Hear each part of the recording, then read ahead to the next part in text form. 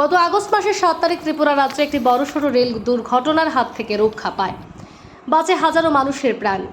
ঘটনাটি ঘটেছিল উত্তর ত্রিপুরা জেলার পানিসাগর মহকুমার বেলথই গ্রামের রেল ক্রসিংয়ের অদূরে রেল লাইনের মধ্যে। রেলের দুটি পাত আলাদা হয়ে যায়। তখনই সেই রাস্তা দিয়ে হেঁটে বাড়ি যাচ্ছিল বেলথইয়ের মেয়ে সুপ্রীতি আচার্য। তার নজরে আসার পর রেল গেটে গেটম্যানকে না পেয়ে গুগল থেকে হেল্পলাইন নম্বরে যোগাযোগ করে রেল দপ্তরের সাথে ছবি ও ভিডিও পাঠায়। তারপর রাস্তা মেরামত করেন রেল কর্তৃপক্ষ।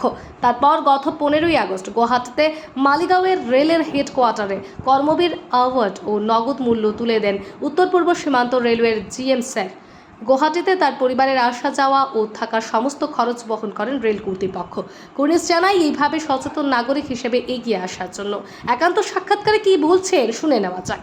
8ই আগস্ট তোমার বাড়ির সামনে যে ট্রেনের রাস্তা ফাটল দেখতে পাবো, তোমার নজরে কিভাবে এলো? আমি সেদিন আমাদের বাজার থেকে বাড়ি ফিরছিলাম, প্রায় সন্ধ্যা হয়ে যাচ্ছিল, 4:30 নাগাদ। তখন আমি দেখলাম যে আমাদের যে রেলের পাত আছে সেটা হোল্ডিং ছুটে গিয়েছে। তখন আমি দৌড়ে আমাদের যে গেট আছে সেই গেটম্যানকে ডাকার জন্য দৌড়ে গেলাম। অনেক ডাকাডাকির পর কাউকে পেলাম না, হয়তো দাদা ভেতরে ছিল, আমার কথা শুনতে পাইনি। তখন আমি আবার দৌড়ে স্পটে চলে আসলাম।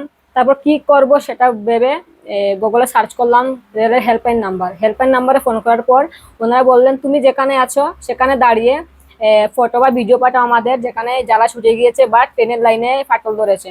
তারপর আমি ওনাদের হোয়াটসঅ্যাপ নাম্বারে আমাকে SMS করেছিলেন, আমি সেই হোয়াটসঅ্যাপ নাম্বারে ওনাকে সমস্তটা পাঠাই। তারপর ওনারা বললেন যে তুমি যেখানে আছো সেখানে আমরা চিনতে পারি এরকম একটা ঠিকানা আমাদেরকে বলো।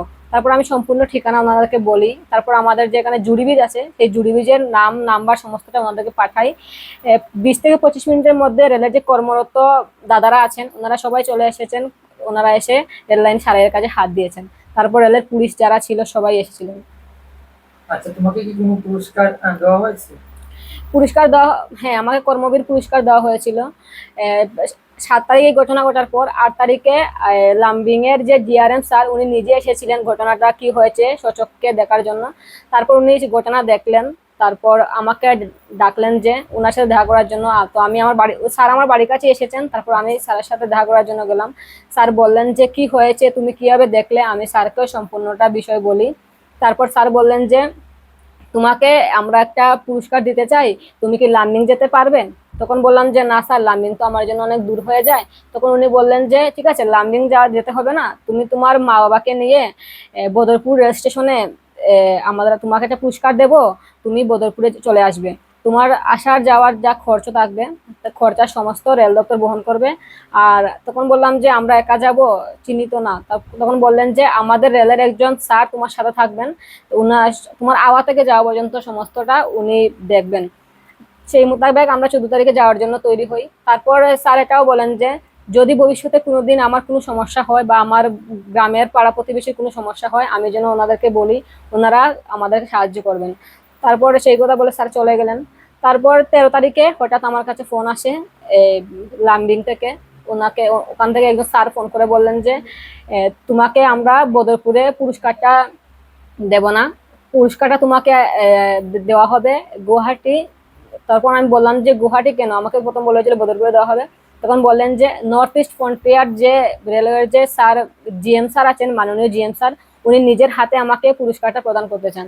তখন আমি বললাম যে যাওয়া আসা কিভাবে করব। তখন ওনারা বললেন যে আমাদের বাড়িগ্রামের স্টেশন মাস্টার এবং স্যার আছেন, ওনারা তোমার সাথে থাকবেন। তো সেই মোতাবেক 14 তারিখে আমাদের পানিসাগর রেল স্টেশন থেকে আমরা গরিবরথে করে আমরা যাই। তারপর বাড়িগ্রামের যে স্টেশন মাস্টার স্যার তিনিও পানিসাগর থেকে আমাদের সাথে গুয়াহাটি পর্যন্ত যান। তারপর 14 তারিখে গিয়ে আমরা গুয়াহাটি স্টেশনে নামি। আর গুয়াহাটি স্টেশনেই একটা খুব স্পেশাল ঘরে, স্পেশাল রুমে আমাদের রাখার ব্যবস্থা করা হয়, ভিআইপি রুমে আমাদের রাখার ব্যবস্থা করা হয়। এবং যাওয়ার যে খাওয়া দাওয়া সমস্তটা খুব ভালোভাবেই ওনারা দিয়েছেন, খুব ভালো ব্যবস্থা করেছেন, অনেক ভালো লেগেছে আমার। তারপর 15 তারিখে আমরা যাই এই মালিগাঁওয়ে, গুয়াহাটির মালিগাঁওয়ে আমাকে পুরস্কারটা দেওয়া হয়। তো সেখানে সকালবেলা এই রেলের এসি গাড়ি করে আমাদের নেওয়া হয়। তারপর সেখানে দুপুরবেলা খাওয়া দাওয়া সমস্ত আমরা ব্যবস্থা করেন। আমাকে কর্মবীর অ্যাওয়ার্ডটা আমাকে দেওয়া হয়। আমার সাথে আর অনেকেই ছিলেন যারা রেলের কোনো না কোনো সংস্থায় কোনো না কোনো পদে কর্মরত। তো সেখানে আমাকেও তাদের সাথে কর্মবীর পুরস্কারটা দেওয়া হয় এবং সেখানে মাননীয় জিএম স্যার নিজে আমাকে এই পুরস্কারটা আমার হাতে তুলে দেন। তোমাদের যাওয়া আসার খরচ কি ওনারাই বহন করেছিল? হ্যাঁ, যাওয়া আসা থাকার খরচ ওনারা বহন করেছেন এবং খুব ভালোভাবে ওনারা আমাদেরকে নিয়ে গেছেন, এনেছেন, আমাদের কোনো অসুবিধা হয়নি। তোমার কি কোনো চাকরির আশা কি কিছু দিয়েছে?